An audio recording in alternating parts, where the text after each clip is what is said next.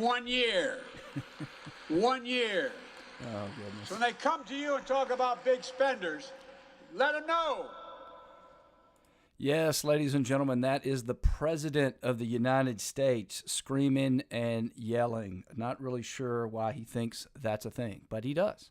Anyway, welcome to GAMcast for June the 15th, 2022. Beautiful, sunny, and extremely hot and humid day in Atlanta. I mean, the humidity is upon us, and we've got about probably 2-3 months of it here. If you're looking to lose some weight, come down to hot Atlanta. You'll be able to do it. Got a lot to talk about today. We're going to talk about Biden's yelling and his lying. And folks, at this point, it's just lying. There's no other word for it. We're going to talk about crazy white people. MSNBC host over there is concerned about the crazy white people. We'll tell you who they are and why he's lying. Break down some of the election news and a bunch of other stories if we can get to them. We are loaded for bear. Another slow news day. Again, I think a lot of the news is slow because the January 6th witch hunt show trial is supposed to be the news that everybody wants you to be paying attention to. So things are slow otherwise. And, if you know where to look, there's a ton of news going on. I mean, a ton of news. If you know where to look, and we do. So let's get right to it. President Biden is not doing well. None of us are doing well, folks. The economy's bad. The Fed is talking about raising they're actually talking about a 3/4 point increase tomorrow, or maybe a half point. They're not really sure what they're going to do. Apparently, based on history, and if you've been following the stuff, and we have for about 45 years, you need to hike the Fed funds rate up to the CPI, the Consumer Price Index. You got to get those more or less equivalent before you can choke out inflation. Now, they're trying to do it and go in for an easy landing. I don't think they're going to be able to do it, but we shall see. Either way, we got the rates are going to rise. That's going to suck money out of the economy so we can get this inflation under control, right? We got a lot of bad things going on. Inflation's eating us up. You got all these things going on. And the president apparently thinks he's going to double down on his policies. And, I'm going to double down on the policies. And the way I presented them before, it's always the messaging, right? It's always the message. It's not the message. It's the messaging, right? And it's not the policies. It's the messaging. And so apparently now he thinks if he yells at you. But one other problem with this story is not just what the president had to say. And we're going to break that down and give it to you real quickly and move on to some other news. But the fact that he continues to do this stuff, right? His policies are bad. And you've got the facts on the ground are showing you the policies are bad. The voting, when we get to it, is showing you the voters don't like it. Of course, I've told you many times, there's a lot of things Democrats don't believe in. One of them is elections. So they don't care about the elections, but that's bad. And so what does he do? Well, he goes to a friendly venue. So he goes to the AFL-CIO. I mean, you could not find a friendlier venue than that. And he goes to them and screams lies to them. I don't know why he thinks that's going to work, but let's listen to his lies. We're going to break them down, move on to some other news. Here's the president from the beginning of this clip, at least. 1 year. 1 year. So when they come to you and talk about big spenders, let them know. Almost $2 trillion in deficit reduction. All right, so I pulled it up. I literally did a Google search, went to the left wing. As you know, we always go to the left wing sites. In 2020, the deficit was $3,132 billion. The 2021, it was $2,772 billion. Now, I guess he's saying we've lowered it back down, right, by $2 trillion. Well, if that's the case, it's just back down to pre-levels. So let's go back and look at 2016, 17, 18, and 19, right? Biden's telling you he's lowered it $2 trillion. Well, he hasn't from 2020. It's only been down 4, right? This one doesn't give me the 2022 number, but let's assume for the sake of the argument, he's lowered it in a year. So that would be 1.132 trillion. $1,132 billion. All right, here we go. Let's start from 2016. $585 billion. 2017, $665 billion. 2018, $779 billion. 2019, $985 billion. So if he lowers it to 1.132 trillion, he's actually about about $300 billion more than the last year before COVID. Now, what he's doing, and he does this, I don't know why he continues to do this. He's taking credit for the artificial problems we had during COVID. We all knew that we spent a lot of money during COVID. So you can't measure by that. And by any constructive measure, and again, just go look this up yourself. I mean, I'm looking at thebalance.com. I found various other sources. The reason I chose this one, they all say the same thing, is that here you just see the numbers, right? You see the numbers on the screen. But anyway, I don't know why he's lying about that. It's beyond irritating if you ask me, but it is what it is when you're dealing with President Biden. So let's continue. Let's see. Let me get my picture a little bit better there. Sorry about that. All right, let's go see what President Biden has to say for the rest of the speech here. Where's Johnny? Here he is. All right. I don't want to hear any more of these lies about reckless spending. We're changing people's lives. So he doesn't want to hear any more about the reckless spending. So he lies to you. He's spending more than we were spending before the pandemic. And he's now claiming he's not. And he says it's lies. He didn't want to hear more of these lies. And we've changed people's lives. Yeah, for the worse, Joe. I mean, what are you talking about here? I don't think this is going to get him any... Because of the facts, this year, we're delivering the biggest drop in deficit in the history of the United States of America. Folks, again, he keeps claiming he's created the most jobs, and we all know those are the jobs that are coming back. In fact, we're still not to the pre-pandemic jobs. I don't think this is going to work for the president, but let's go over to MSNBC. That's not the one I wanted. There's the one I wanted. It's right here, I believe. Okay, even other Democrats are recognizing that this is not working, and it's not true. So this is Joe Manchin. I'm sorry, not Joe Manchin. Joe Scarborough over on MSNBC. Take a listen to this bit. This is him and the talking heads now praising the fact that they didn't spend the money that he was championing spending before. Take a listen. This is pretty simple stuff. Let me say that again. This is pretty simple stuff. You get the head of the Progressive Caucus, you get Joe Manchin, and you get Joe Biden, and you put them in a room. And you say, we're not going to get out of this room until one of two things happen. One, we have a deal. Or two, we're going to have a press conference where we go out and announce that Joe Manchin does not support any piece of legislation regarding Build Back Better. We either have a bill or Joe Manchin will never support anything, and he's been lying to us for the past year and a half. It's very clear. And my God. So that was January of 2022. This is June of 2022, the same Joe Scarborough on MSNBC. Take a listen. Just wonder what would have happened if progressives had gotten their $6 trillion wish earlier this year. Yeah, in an ironic way, you almost have to thank Joe Manchin for blocking that. I wouldn't even say ironically thank Joe Manchin. You can just thank Joe Manchin So look, I mean, you credit Joe Scarborough for finally realizing what's going on out there, or at least accepting the reality on the ground. But that doesn't appear to be where Biden is. And until Ron Klain, who is his chief of staff, until they realize that this inflation stuff is not going away, they're going to continue to push this stuff. And so it doesn't look like we're going to get any relief on the way. And don't think elections are going to help you. Let's look at the election results last night. So here's one of the talking heads over at CNN letting us know what happened in Texas's 34th congressional district. Now, I will tell you, this is the second biggest Hispanic district in the country.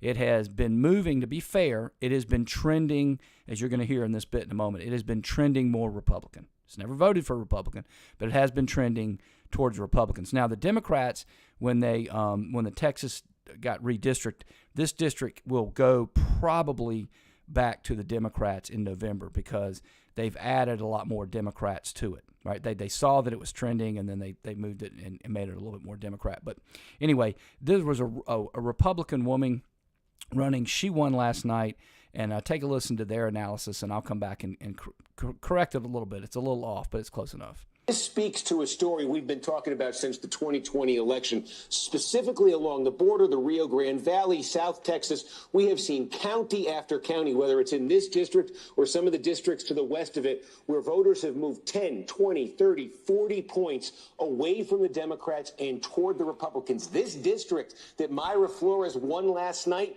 Barack Obama got more than 60% of the vote here when he last ran in 2012. Hillary Clinton won this district by 22 points. points. It's shifted that dramatically. Joe Biden carried it by 4 in 2020, and now in a special election, a Republican candidate has won it outright. We've seen shifts like this throughout South Texas. This, by the way, is the second most heavily Hispanic congressional district in the United States. We've talked about the potential shift among Hispanic voters. We certainly saw it in 2020. The question has been, would we see it in 2022? I think this result we got from Texas 34 last night definitely underscores the Hispanic vote could be up for grabs this fall in ways we haven't seen in a long time.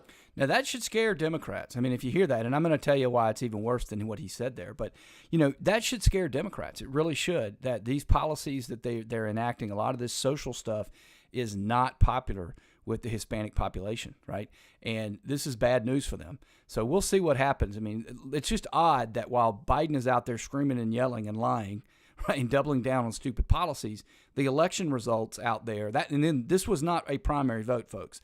This was a special election for the seat. I can't remember why this person left. She probably got a job in the Biden administration. Speaking of which, it looks like the former mayor of Atlanta, Keisha Lance Bottom, is going to get a job in the Biden administration. I mean, how in the world? She did such a poor job in Atlanta. She couldn't run as an incumbent Democrat, right, to be the mayor. And she basically fails upward. She got a job on one of the, I think it was MSNBC or CNN, and now she's going to the Biden White House.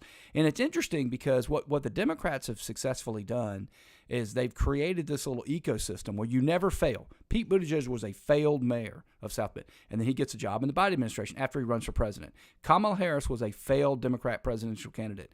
What does she do? She becomes vice president. I mean, all you do, you just circle around. You get a job in the government, you get a job if you don't like that, you can go teach in academia. If you don't like that, you can get a job on MSNBC, and then eventually just wait and somebody will hire you. I mean, there's no failing with these people.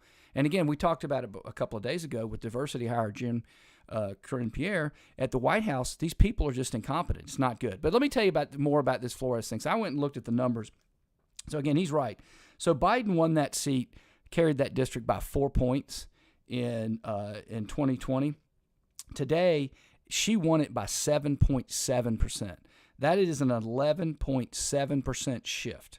Now, folks, if that holds true till November, not only do Republicans take the House, they may have 250 seats in the House, and they almost absolutely carry and retake the Senate.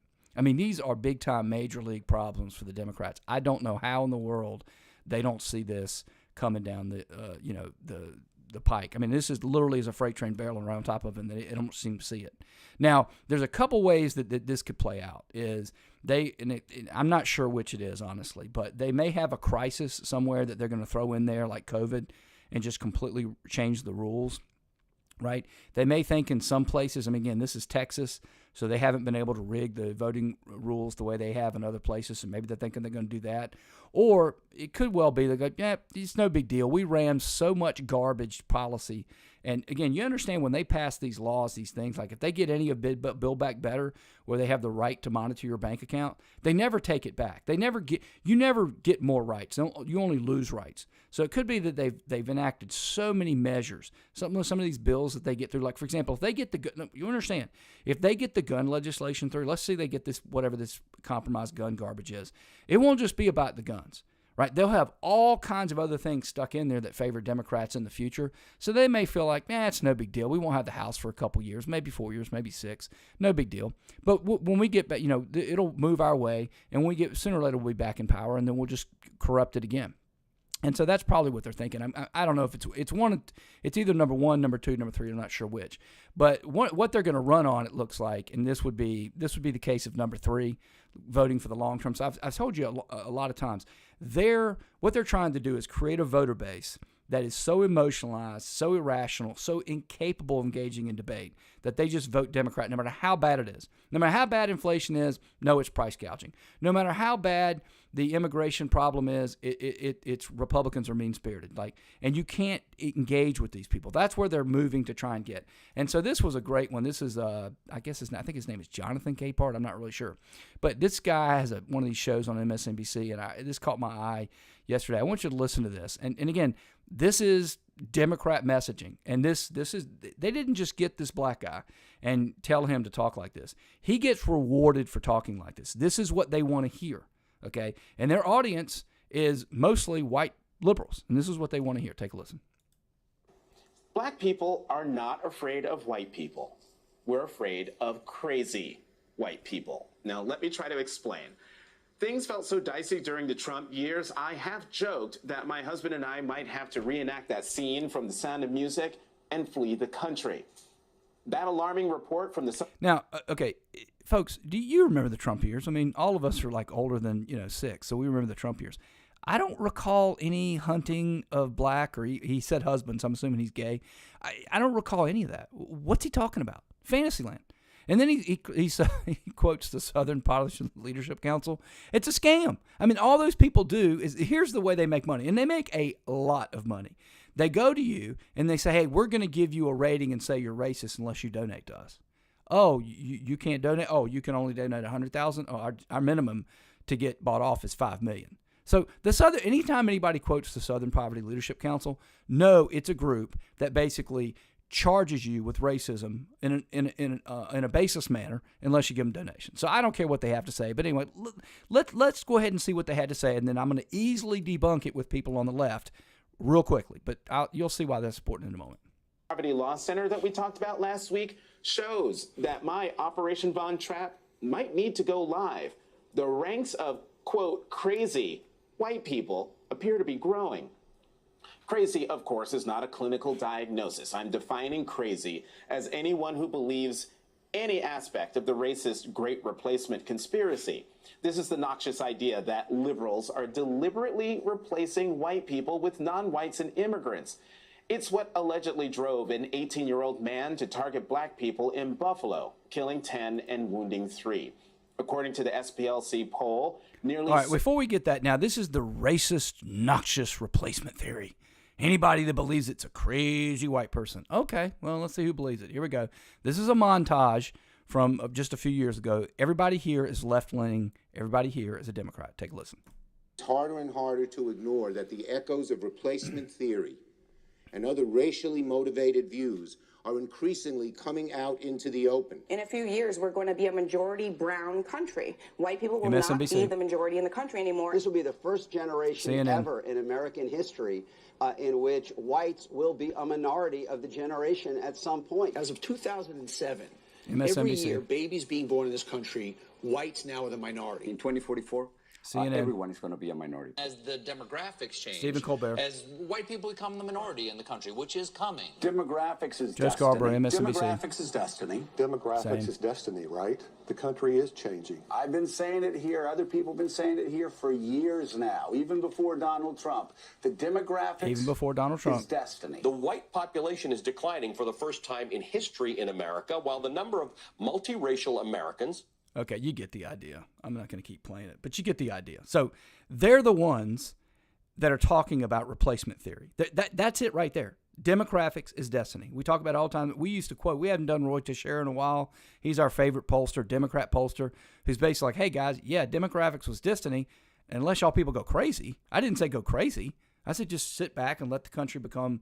according to him, not me. This is him, not me. But as the country becomes more minority, they tend more towards socialism, and they're going to vote for the Democrats. I mean, that's basically his theory, unless you go crazy, in which case you lose the Hispanic 34th district, which you shouldn't do. But anyway, so let's continue with the K part, whatever his name is. Here he goes.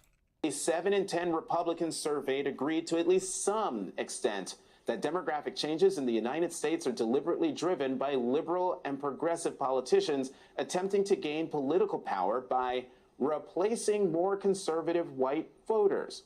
So, translation alert. We should bring, I keep saying, every time I say translation alert, I say I'm going to bring it back, and I never do. We really should do that. But translation alert.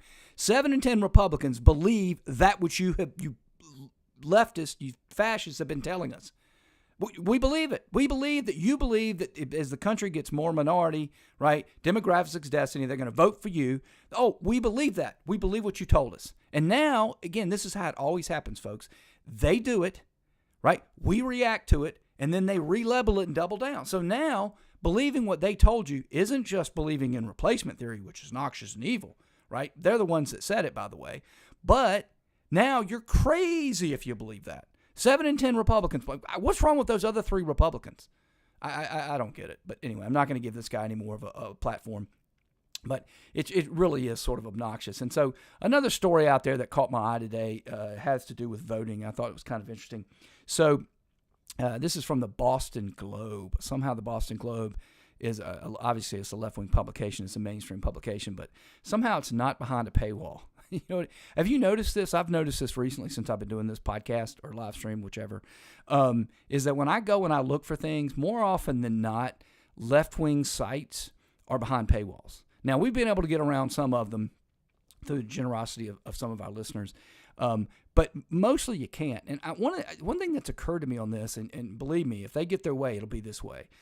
They're going to start to charge again. If they could, they would eliminate all these other sites to get information where you can get it for free.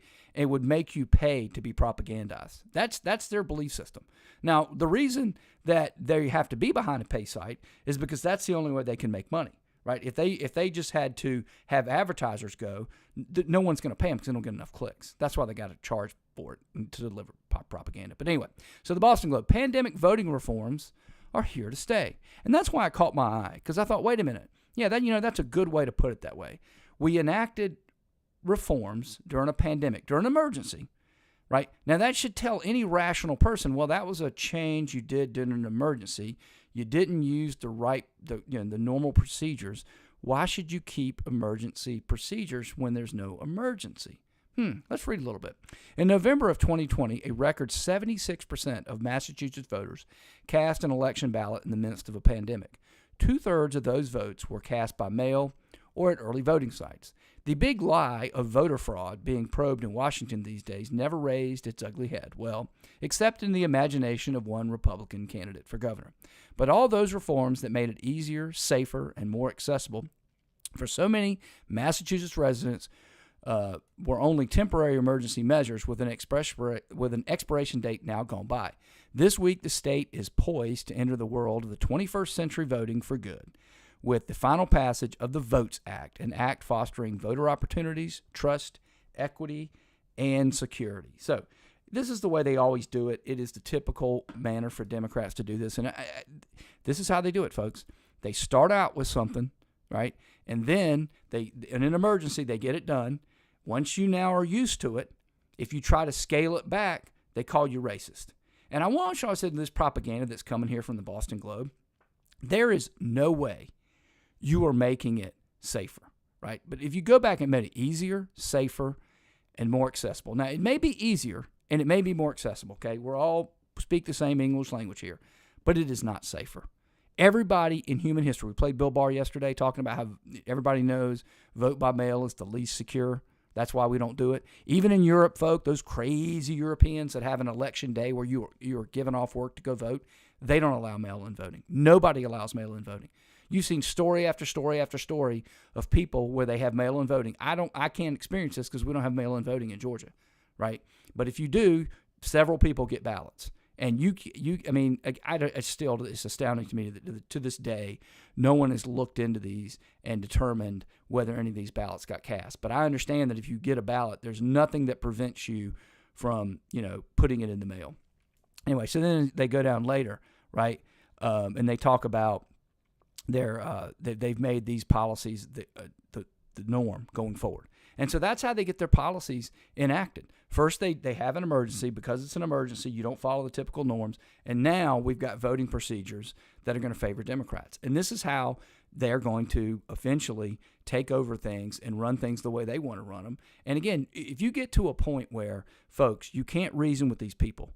They came to our face and they said, yes, the country gets more minority, and it is because that's the way the demographics are going. We open the border. That increases, that makes that happen faster.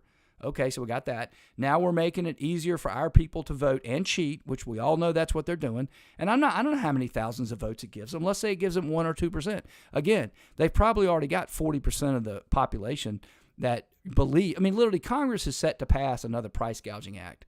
I forget what the thing is called. Let me see if I can pull it up on my Twitter real quick, because I know I tweeted about it. It's either gone out or it's going to go out. It is. What's it called? They're getting ready to pass, the Lower Food and Fuel Cost Act this week. It's going to pass because the Democrats will vote for it. Now, riddle me this, Batman. How can the House pass an act that is the Lower Food, and Fuel Costs Act and override the law of economics? Is that somehow going to magically produce more goods? Is that somehow magically going to take money out of the economy? I mean, this is the worst Congress in human history. It's unbelievable. All they do is virtue signal all the time. I mean, this is something that 20, 30 years ago, people would be impeached over this. This is crazy. And think about it. It's not just that they honestly believe that it's not the economy. It's not the rules of economics. We can override the rules of economics by passing an act.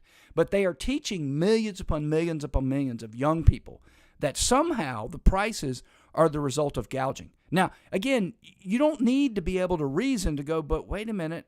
I mean, Obama was president, about 6 years ago. If it's greed, I assume corporations have been greed my entire life, which will be 54 years in a couple of weeks. Like they all of a sudden got greedy under Trump. But you're teaching a bunch of people this. And again, folks, on my Twitter feed, because I have a lot of leftists, I mean, they believe this stuff wholeheartedly. I mean, the guy who's supposed to take over for Nancy Pelosi, that's where I saw the tweet because I follow him. Anyway, it's just insane. So we'll see what happens. But again, if they get the 40% that doesn't understand the rules, doesn't understand the economics, and then they get another 2 or 3% through the voting procedures, I mean, it doesn't take long till they've got a permanent 50%. Think about that. You've got a 50% of the vote, and they're going to vote for you no matter what. You're like the king, right? You're the emperor at that point. That's where they're going to get to. Now, it won't be an emperor, it'll be a bunch of emperors, but they'll all be emperors. And that's what they're trying to do. They're trying to build a coalition slowly but surely that you can't reason with it, that you can't discuss anything. They just do whatever they want to do. And if things don't work out, we've got a 5-year plan. Yeah, but your plan's not working. Oh, yes, they are. You don't understand. I mean, Biden constantly is telling you things are great. And again, this is not by accident, folks. I mean, at this point, you have to realize that these people have just changed reality. So speaking of changing reality, this is not normally something I do. So there was a story I heard a couple of days ago about a TikTok star who is described as, she's known, in fact, I'm going to read it from the article. Remy Bader, a TikTok star known for her realistic clothing haul videos. Remy Bader, a TikTok star known for her realistic clothing haul videos, okay? That's what, folks, what does that mean? Once you heard that realistic clothing haul, what would that mean to you? Okay, she's fat. When I heard that, I didn't know what it was. I literally didn't know. I wasn't sure. I thought it could be a bunch of different things, but it turns out she's fat. And again, I'm not fat shaming because I'm fat. I gained 17 pounds during COVID. I've now got the meter going in the right direction. Hopefully I'll be able to report in a couple of months I'm not fat, but I weigh too much. Okay, it is what it is, right? If I cared about it more, I'd lose it faster. But look, at this point, she's fat. So, and this is how they do it. I mean, I'm going to play the story for you, but folks, when you hear this story, and we're going to come back and talk about it, but I want you to listen to the way they portray reality. This is reality that they're portraying. But when you hear it, the reality is something else. It's what they want it to be. Take a listen. Remy Bader, who says she was turned away from a horse ranch because of her weight. Walk us through what she says happened and why she's talking about it.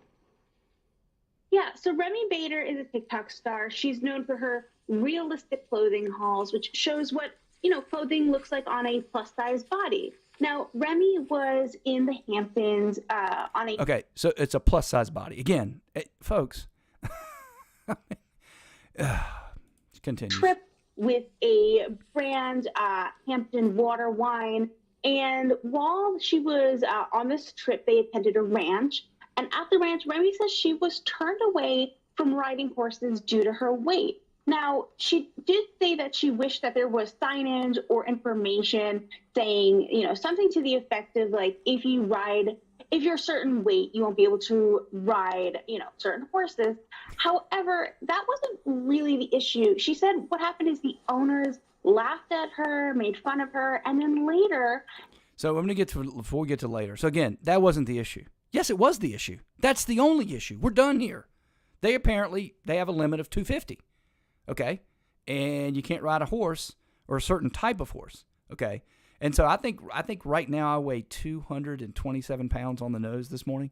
All right? Now, this is the most I've actually been before. A little bit heavier than this before, but this is probably towards the high end for me in my entire lifetime. Now, I've never had a problem, but I've always been, around 200 pounds, and I've gone riding many, many times. So I can tell you from my experience, 200 pounds is not a problem. 250 pounds is not a problem for a horse.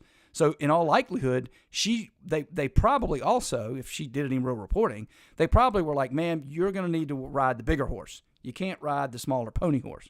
That's what they would tell me, right? And again, why do you need a sign for this? But anyway, again, that wasn't the issue. Oh, that wasn't the issue. Oh, reality wasn't the issue. What was the issue? Well, the issue was people called her names. There's no way the horse people, the owners did that. No way. Not if you're in business to do anything. Nobody called anybody names. But here she continues. A teenage employee made a video in response to a comment that she had left, calling her an expletive, a derogatory term for a plus-size person. Okay, so now, an expletive, a derogatory. No. Tell me what the term is. Tell me what the term is. Show me the comment. Show me the video. Let's see if they do that. Come on, let's see. Kind of set off this whole firestorm. She released a statement saying, she would never want to injure a horse or hurt a horse, and want to abide by the riding guidelines, but that people who are plus size shouldn't be discriminated against because of their bodies, and nor should they be called expletive. Okay, folks, nobody thinks that they should. All right, certainly nobody thinks about the expletives. So, again, this is how the media does it. They take reality. Oh, that wasn't the issue. Yes, it was the issue. It was the only issue. We shouldn't even be talking about this. This is all, what they're trying to do here is make you feel sorry for fat people, me included, okay? If you want to feel sorry for me, you can, but I don't really care. All right? But they want to feel sorry for fat people, and they want you to get mad, and they love these TikTok stars. So they're trying to suck up to a TikTok star so that they're friends with this TikTok star. Now, folks, this is not going to help you solve inflation. It's not going to keep you from getting your son or your daughter sent to fight in a conflict in a region for which we have no business at all. There was a story today that apparently NATO is talking about actually staging troops in Poland on the eastern border over there for the first time since the Cold War. This is not going in a good direction at all. Okay. And meanwhile, we're talking about a TikTok star that wants to ride a horse that's too small and is shocked about that. Give me a break. And then we're told about imaginary things because they of course it's that. So they try to make it sound like journalism, and it sounded like this. You just quickly want to read the ranch's response to all this, and then we can try to make sense of it. It says, it's come to our attention that a TikTok video was posted regarding the ranch, and then a teenage employee posted a response that in no way represents nor is aligned with the views that the owners of the ranch hold. We would like to apologize to anyone who this offended, and we do not condone or agree with any part of that employee's video. So again, we're gonna hear the ranch's response, and then we're gonna try to make sense of it. Let's see if we can make sense of this. Oh my God. It has come to our attention that the teenage employee said something doesn't reflect us. It sounds pretty rational to me. I mean, okay, so if the video was out there and they're saying, hey, that doesn't represent us. All right, pretty commonsensical there, folks. I mean, nothing to make sense of, but here we go. A little bit more about this. The original video posted by Remy's been liked nearly 144,000 times on TikTok, so just tell us the latest on the response here. Yeah, so, that's what we've heard from the ranch, the latest. I've reached out to all parties involved, nothing from Remy or the company that took her on this trip. But the response online has been kind of mixed. We've seen many people saying, why would she want to, injure one of these horses or ride one of these horses against, the weight restrictions, but that's not the problem here. The problem is the discrimination and the use of this terminology, and people are really flocking to Remy's defense in that regard. Right. Oh, so the real issue is discrimination and the use of language. Okay, great job there. Great job, NBC. Wonderful job. I don't know how we're not going to succeed as a democratic republic with people like that. I mean, first off, that shouldn't be news. Second of all, they made controversy where there was really no controversy. At the end of the day, a lady was told she couldn't ride this horse because she's too heavy. She needs to ride this other horse. And all of a sudden, nobody thinks calling people names. I mean, nobody in America thinks calling people's names is okay. And in fact, it's interesting because this is part of the problem in the media, and I don't talk about this enough. We used to have an objective standard, right? Now we have a subjective standard. So this girl who, if you were watching the live stream, you could see her. You were listening to her if you're on the podcast right now. We have more podcasters than we do live streamers. But anyway, we shall see how that turns out. But then you would understand, like, look, lady, show me the person that thinks it's okay. Show me the person who says, hey, yeah, I think it's okay to fat shame. I think it's okay to say racist things. I believe in this, right? In other words, if you say that, like, here's that, we're getting ready to listen to AOC, and then I'm going to wrap up the show. We're about 34 minutes in. So we're getting ready to listen to AOC. She constantly tweets that the GOP is the KKK conference, right? The Ku Klux Klan conference. That's what she says. Now, again, go to anybody in the GOP. Yes, I support the KKK. I definitely believe in white nationalism and white supremacy. Right? That's an objective standard. Right? I can see he's saying it. Nobody, literally nobody says it, and they get away with it, and they do it all the time, and that's how they cook the news. All right, so let's get to AOC, who's goodness gracious, when I froze her, she kind of looks like a horse. It's weird. Anyway, so she went on to Dana Bash's show to talk about how they're going to win the majority, and they brought up Joe Biden, and it was kind of awkward. Take a listen. So I just want to ask about President Biden. He is saying he's going to run again in 2024. Will you support him? You know, if the president chooses to run again in 2024, I mean, first of all, I'm focused on winning this majority right now and preserving a majority this year in 2022. So we'll cross that bridge when we get to it. But I think if the president has a vision, then that's something certainly we're all willing to entertain and examine when the time comes. That's not a yes. Shocking. That's not a yes. Now, look, AOC, folks, a lot of people have been playing that bit. I had it in the bullpen. Today I had enough time to do it, and I got one more story actually after this one I'm just going to tell you about, but because it kind of cuts against the narrative a lot of people are trying to say. But look, folks, there's absolutely trouble in paradise, and people know this. I wrote an article on our Substack page, GreatAmericanMail.substack.com, and you can go there, saying that they would never let Biden go below 40% on the polls. And if you want to, it's an interesting little read on how polls work and how they're manipulated. But he's now been under 40% for quite some time, so he's in trouble. People now see. I mean, folks, if we get districts swinging 11.7 points to the GOP, like the 34th in Texas did, if they get wiped out that badly, right, people are going to have to pay. And unfortunately, the Biden folks, the Democrats, you know, they do it internally. This is a signal that there's a problem. And again, they know, you have to understand, it's like, hey, guys, there's no magic with Biden. One, he's screwing everything up. But two, look, if we can get Biden elected, we can get a potted plant elected. I mean, come on. He's not exactly dynamic. So, you know, people like AOC, and that basically, she then goes on to basically hem and haw about how, of course, he's doing a good job and all this stuff. But the fact that she got caught flat-footed on that was all the tale that you needed to say. So there's another story out there. Oh, actually, two more stories. I'm looking at my notes. I've got about 38 minutes in it. I can get it done. Two stories. One is the January 6th witch hunt show trial is claiming in their last bit that Trump got a lot of donations for court cases and he never actually did it. There's nothing to that story for two reasons. One, when you donate to these PACs, it may say we're doing it for this, but Democrats, Republicans do it. They can do it for any daggum thing they want. That's always been the law. No one challenges it. Just so you understand, when they finish, even if they didn't use it, as long as they turn it into a nonprofit foundation, they can then take the money and use it later. So there's nothing to see there. The other problem is he raised money in anticipation of litigation. But he didn't know he was going to get kicked out of the dismissal stage, which I've explained to you 100 million times, is 1/10 of the budget. In other words, if he'd gone forward, he would have spent the other 9/10.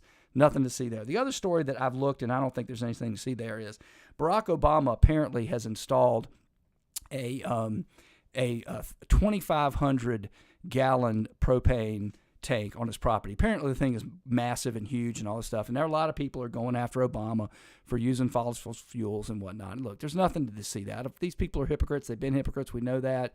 It's not a new story. I looked it up, folks. The average tank is 500 for a small house. My house is about 1,700 square feet.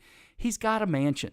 Right, his mansion is easily more than 5 times bigger than my house. In fact, there are people on my street that have houses that are 5 times bigger than me. So if you just do the calculation, right, it's not that much bigger. I didn't get a chance, and I looked a little bit, but I didn't get a chance to look up how big they are for mansions. But that's pretty standard par for the course.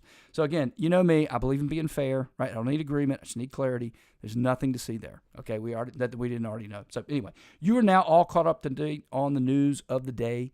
And if you like the show, I hope you tune back in tomorrow.